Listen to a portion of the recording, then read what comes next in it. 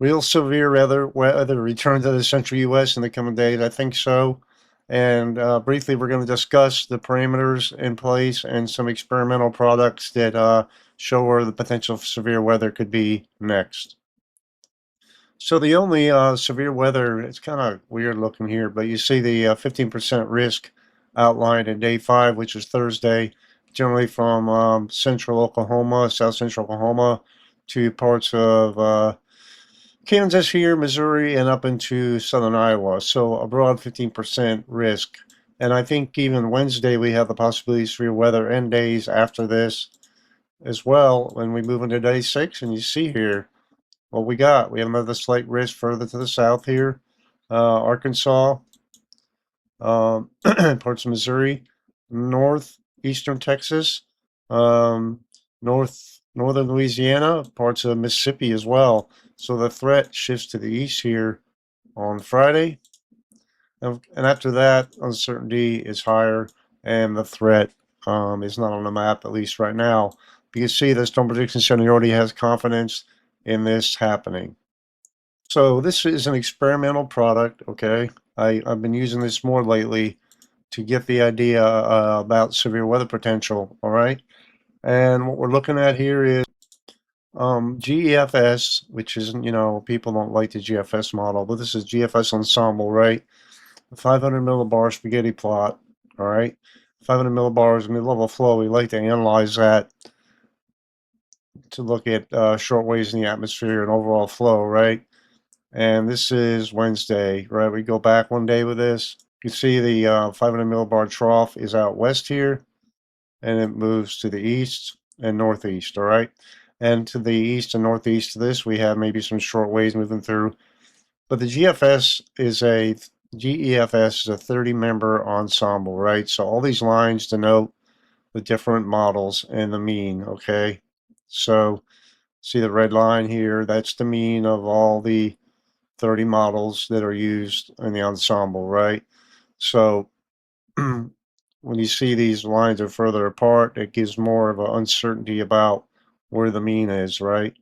But you see to start with how the lines are closer together here, depending on where you're at in the flow, right?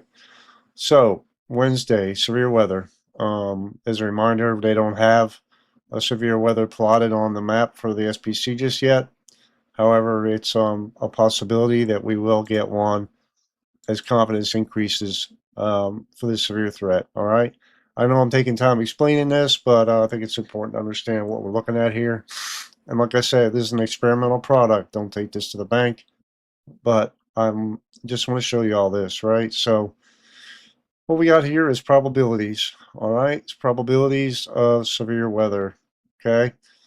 The highest probabilities, at least right now with this model, initialize 00Z for Wednesday is up here in Nebraska, South Dakota, parts of North Dakota, and maybe Texas, Oklahoma here. You can see there's a little significant hatched area here as well. All right. And you can see why, because we have the enhanced flow with maybe short waves moving through, maybe a surface flow here as well. Okay. Now moving into Thursday, this mid-level features forecast to swing to the east. You see severe threat, and where that severe threat is most likely, you can see, like with the SPC, we looked at that, right, where it was. It's in central U.S. The trough shifting to the east, moisture return and southerly flow all the way up into the upper Midwest. The northern mode of this is probably more uncertain, okay, just because are we going to get enough moisture up here? You see there's already a significant severe hatched area here within that 40%, 30% range. Quite a wide area, severe threat wise, okay? Going into Friday.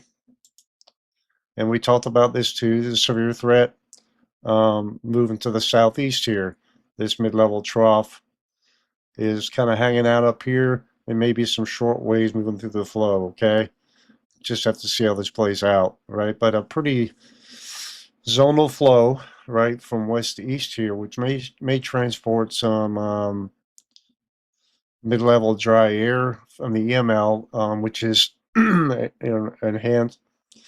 Oh, a mixed layer aloft above the surface of well mixed air that can put a cap in the atmosphere, and then when the cap breaks, if it does, you have explosive development of thunderstorms here. So this general west-east flow, we'll have to analyze this a little bit more and see at what levels this is coming from the west, if it's all the way through the column or what. But anyway, it's quite windy out here today. I keep hearing the wind blowing out my window, which is kind of scary. But anyway, pretty deep low to the north. You see what a severe threat is plotted here. All right, 30% probabilities here.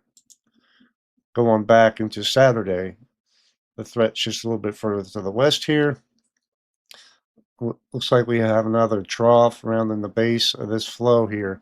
Maybe some short waves in the flow here, right? We'll have to see how these short waves end up evolving and moving through the flow. But you see this dipping down here like this.